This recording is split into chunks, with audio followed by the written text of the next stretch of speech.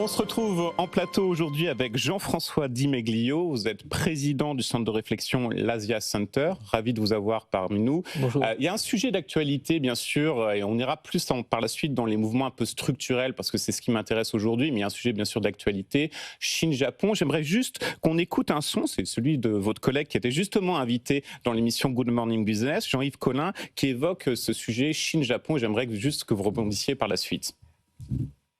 Le Japon, sur une carte, a l'air assez loin de Taïwan et de la Chine, mais en vérité, l'île, il y a tout un chapelet d'îles qui vont de Taïwan à Okinawa, et la plus proche est à 120 km des côtes de Taïwan. Donc tout problème qui concernerait Taïwan du fait d'un blocus maritime aérien, en fait, déborde naturellement sur ce chapelet d'îles. Vous savez, les marchés financiers, ils adorent un peu se faire peur. Vous avez systématiquement les thématiques, par exemple, la guerre à Taïwan, l'éventualité d'une guerre à Taïwan. Moi, ce que j'aimerais avoir en termes d'opinion, c'est, sans jouer avec une boule de cristal, mais en termes purement de probabilité, je sais que vous connaissez très très bien la Chine, quel est le positionnement aujourd'hui de la Chine à l'égard de Taïwan? Est-ce que les marchés ont raison de se faire peur en se disant qu'il y a un risque d'invasion, un peu comme Ukraine et Russie? Et derrière cela, effectivement, est-ce qu'il y a des plans de contingentement potentiels?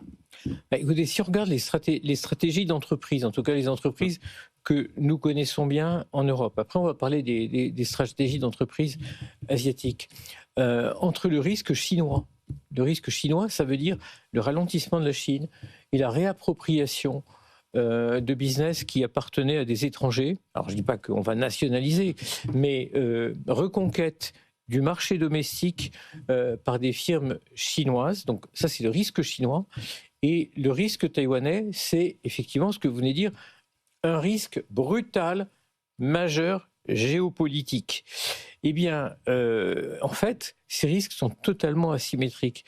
Parce qu'il y en a un qui est rampant, qui grandit, et l'autre qui se manifesterait avec une probabilité que, pour ma part, j'estime relativement faible aujourd'hui, de façon brutale. Pourquoi est-ce que je l'estime faible? D'abord parce que probablement l'approche de la Chine vis-à-vis de Taïwan, c'est d'éviter la confrontation. D'abord parce qu'on est dans une stratégie chinoise qui évite toujours la confrontation. On amortit les chocs, mais on ne crée pas la confrontation. Une confrontation avec Taïwan ou avec la région, on ne sait pas jusqu'où ça pourrait mener et on n'a jamais testé réellement les capacités. En revanche, ce qui est rampant de l'autre côté, c'est la conquête des esprits à Taïwan, les esprits taïwanais, mais aussi les nôtres. Quand on vient ici dans un plateau en disant, sur les réseaux, je suis beaucoup intervenu ces temps-ci, c'est fait, c'est fini, l'histoire est écrite. Eh bien non, l'histoire c'est nous qui la faisons, vous avez raison. Mais c'est aussi les personnes qui sont concernées. Effectivement, la Chine joue énormément sur la conquête des esprits. Si cette conquête des esprits est victorieuse, les choses peuvent basculer. Et alors, étape suivante, ça veut dire quoi en termes de stratégie? En termes de stratégie, si vous aviez effectivement un choc brutal, c'est très mauvais pour la circulation des biens et des services dans le détroit de Taïwan, dans la région. C'est très disruptif, comme on dit. Si vous avez néanmoins, ce qu'à titre personnel, je ne souhaite pas, est-ce que j'écarte un changement de ce que nous appelons le statu quo. Le statu quo, c'est cette situation un peu bizarre entre Chine et Taïwan, qui fait que Taïwan a tous les attributs d'un pays souverain, mais n'est pas un pays souverain. Eh bien, si vous avez un changement du statu quo, il ne peut pas bouleverser la situation. Les semi-conducteurs à Taïwan, comment voulez-vous que, du jour au lendemain, la Chine détruise ce business? Par conséquent, les stratégies d'entreprise aujourd'hui, moi, je ne les vois pas changer sur Taïwan. Ouais. Je les vois changer sur la Chine, je ne les vois pas changer sur Taïwan. Ça, c'est extrêmement important parce que, et je sais que vous connaissez aussi les marchés financiers, on a systématiquement, même des centres de réflexion américains qui sortent un peu de leur chapeau cette thématique 2027, sans savoir pourquoi. Et c'est une parole effectivement saine que vous apportez aujourd'hui, donc c'est vraiment utile. Oui, alors l'histoire de 2027, du rapport qui a fuité ou qui n'a pas fuité de Rand Corporation, ma lecture, bon, elle est viciée ou vicieuse comme vous voudrez, mais Avant-hier, le président taïwanais, pour faire plaisir aux alliés américains, a annoncé 40 milliards d'investissements dans le matériel militaire, pas uniquement américain d'ailleurs, parce qu'il y a du matériel indigène. Les drones et la protection du territoire, c'est indigène. Mais néanmoins 40 milliards, il y aura une grande partie qui ira dans l'industrie d'armement américaine. Donc mettez ça simplement en écho. Rand Corporation nous dit que ça va être la guerre. Et les Taïwanais qui ont peur ou qui ne sont plus tout à fait sûrs du soutien américain disent « Ah, on va dépenser 40 milliards ». Où est la cause, où est la conséquence ? Je vois exactement ce que vous voulez dire, tout à fait, c'est pertinent. En tout cas, voilà, ça le sujet est mis de côté, je pense que c'est très limpide et votre parole était saine à cet égard. Moi, il y a un sujet qui est un peu plus important et structurellement, c'est effectivement la situation en Chine. On a 2 angles que j'aimerais évoquer avec vous. Déjà, le premier, ça va être effectivement comment se porte la Chine, et ensuite, j'aimerais voir un mouvement plus structurel. Aujourd'hui, on a des signaux. On va avoir notamment dimanche le PMI manufacturier chinois pour le mois de novembre. Donc, on a quelques signaux que ça se redresse un tout petit peu. Mais c'est vrai qu'il y a, ou les marges encore des entreprises, mais il y a toujours cette difficulté à savoir exactement comment va l'économie chinoise. On sait qu'elle est à plusieurs vitesses. On va le voir apparaître notamment à l'écran, un visuel sur l'IA où on a énormément d'acteurs qui sont notamment non cotés, qui sont très présents dans ce domaine-là. Mais aujourd'hui, est-ce qu'on peut anticiper une accélération de la croissance en Chine l'an prochain ? Et surtout derrière cela, est-ce que vous pensez, j'en parlais avec mon invité précédemment, Vincent Juvins, que la Chine peut être le leader dans tout ce qui est domaine robotique et IA ? C'est le pari parce que d'abord, il y a une contrainte qui est une contrainte démographique. La Chine aujourd'hui, c'est un peu le Japon des années 2000, si vous voulez, d'il y a 20 ans. Comment est-ce qu'on a réfléchi au Japon sur le vieillissement de la population ? On a dit, on va faire de l'assistance robotique et on va remplacer les humains et les producteurs par de la robotisation, et on va aussi assister ceux qui vont vieillir par tout un tas d'assistances robotisées. Donc la Chine, elle a ce sujet. Et puis elle a un autre sujet qui est ce qu'on appelait le plan 2025, c'est-à-dire l'indigénisation de toutes les technologies. Alors on est en 2025, on est à la veille de la publication du plan quinquennal chinois, mais probablement d'une annonce qui va couvrir 10 ans jusqu'en 2035, qui est la prolongation de ce plan 2025 qui a en grande partie réussi. Si vous voyez des voitures électriques dans les rues de Paris, c'est bien parce qu'il y a une grande partie de ce plan 2025 a réussi. Donc clairement, il y a une réussite de ce côté-là. Vous m'interrogez sur l'état de l'économie chinoise. Il ne faut pas se poser la question de l'économie chinoise comme on se la poserait pour nous. C'est-à-dire, les gens sont malheureux. Effectivement, les salaires ont diminué. J'étais en Chine il y a 15 jours et mes interlocuteurs m'ont annoncé des baisses de salaire et des augmentations de leur temps de travail. Ça, ce n'est pas un bon signe dans notre économie. Mais ça veut dire quoi en Chine ? Ça veut dire que tout est mis au service du plan et tout est mis au service de ce qu'on appelait autrefois en chinois, dans la Chine ancienne, Fukuo, l'enrichissement de l'État.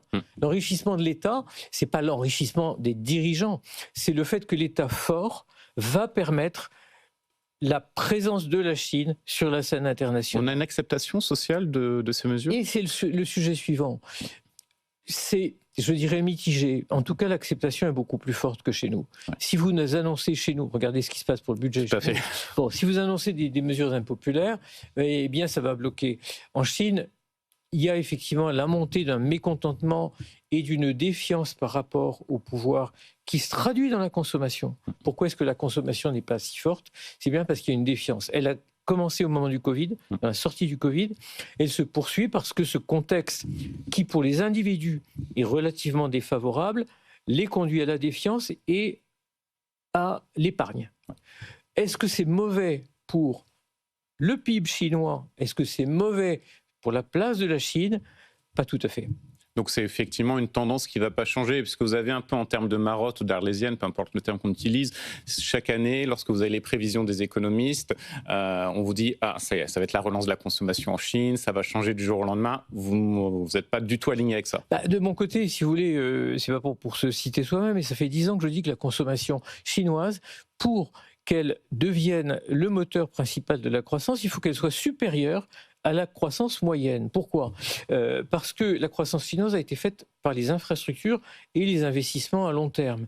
Donc il faut, si vous voulez rééquilibrer, il faut que quand vous ayez 5% de croissance, ce qui n'est pas tout à fait le cas, vous ayez 8% de croissance de consommation. Aujourd'hui, on est à 3% dans la consommation. Donc on n'aura pas de rééquilibrage. Quant à la croissance, le PIB chinois, je suis plutôt optimiste effectivement sur la reprise, à cause de cette volonté de retourner la situation et effectivement probablement du retour des investissements d'État. Donc on annonce une baisse, mais je suis incapable de dire si cette baisse s'applique à un 5% qui est annoncé, à un 2% qui est plus réel que le 5%.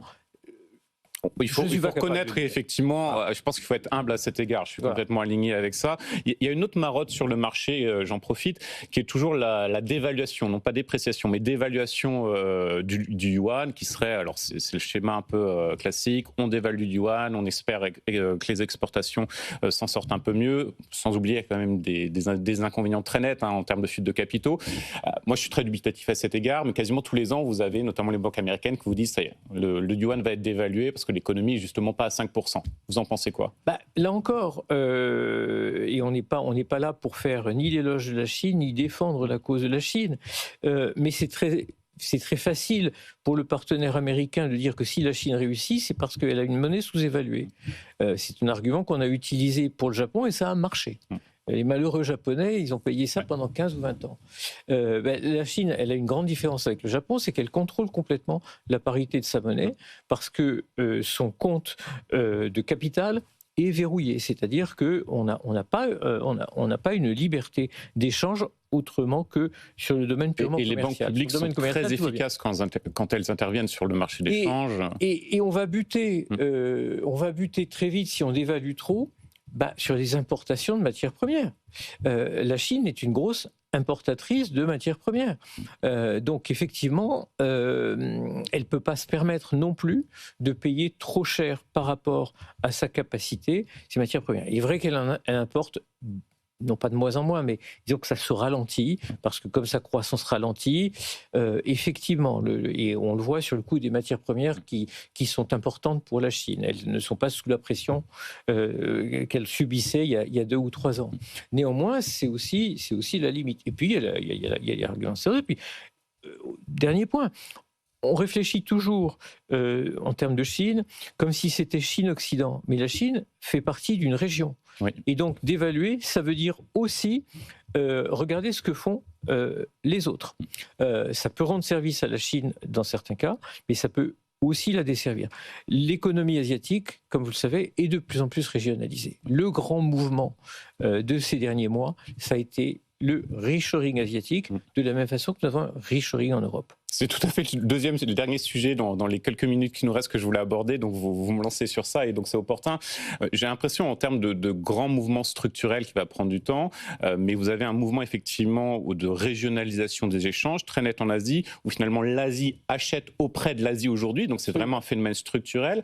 Et j'aimerais avoir votre avis spécifique dans les quelques minutes qui nous restent sur le fait que vous avez de plus en plus, à mon avis ça va prendre beaucoup de temps, mais une dédollarisation des échanges dans cette zone-là.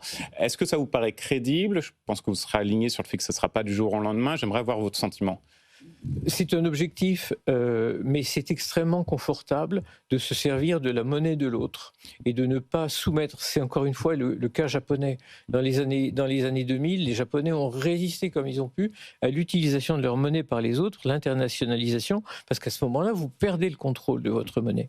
Donc la dédollarisation, c'est en fait une défense en cas de sanctions américaines, en cas effectivement de mesures extrêmement agressives de la part des États-Unis qui diraient on fait plus le clearing des opérations qui viennent de Chine en dollars. Il y a un système de compensation qui s'est mis en place qui s'appelle le CIPS, le rouble fait partie du CIPS, mais la devise chinoise, pour l'instant, elle est 6e ou 7e dans les échanges internationaux et elle fait 4%. L'euro fait 6%, la devise chinoise fait 6%. Donc effectivement, ça permet un tout petit peu de relativiser ces différents aspects. Et sur le temps qui nous reste, j'aimerais juste avoir votre sentiment sur la nouvelle première ministre japonaise. Donc il y a effectivement, juste pour placer le cadre, une nouvelle première ministre japonaise qui est plutôt alignée avec les Abenomics. Ils ont voté, donc en tout cas au niveau du gouvernement, un plan de relance. Si on accumule l'intégralité des mesures, on est quasiment à 6% du PIB en incluant les projets privés, et une volonté d'avoir un yen faible. Vous avez sur le marché, en termes de thématiques, on se dit la Banque du Japon va augmenter ses taux, peut-être d'ailleurs en décembre, et finalement ça va créer des problèmes, des disruptions sur les marchés. J'arrive pas à croire cette hypothèse-là, parce que je pense qu'on reste sur un yen qui est très faible, et c'est la volonté de la première ministre, non ? Je regardais ça, j'étais moi-même surpris ce matin. C'était pas le sujet de l'émission, mais je regardais le taux du yen et j'étais effectivement sidéré de voir contre euro à quel point. On a des records. Bon, alors c'est pas simplement la volonté, c'est la volonté bien sûr des autorités. On a quand même une banque centrale qui a une part d'indépendance encore au Japon, mais c'est surtout effectivement le regard qu'on porte désormais sur le Japon qui est de plus en plus inquiet. Et là, encore une fois, erreur de perspective, parce qu'on oublie que le Japon, c'est un marché domestique. On regarde le Japon dans ses problèmes géopolitiques avec sa région. Et pour autant, écoutez, on a passé des moments dans l'économie japonaise qui étaient bien pires que celui dans lequel on se trouve. Complètement. Finalement, la situation s'améliore un peu plus, en tout cas sur certains aspects en termes d'inflation, déflation. Juste pour reboucler avec ce qu'on disait au début, il y a un regain d'intérêt pour l'investissement occidental vers le Japon. Exactement, on le voit en termes de flux. Et on finira sur ça. Avec un yen faible, ça vaut la peine. Totalement aligné, exactement. Merci beaucoup Jean-François Di Meglio, vous êtes président de l'Asia Center. Merci beaucoup d'avoir démystifié beaucoup d'aspects. C'est vrai qu'il faut reconnaître cette région du monde essentielle, mais très méconnue en France. Et vous êtes l'un des meilleurs experts, je pense, dans le domaine. Merci encore.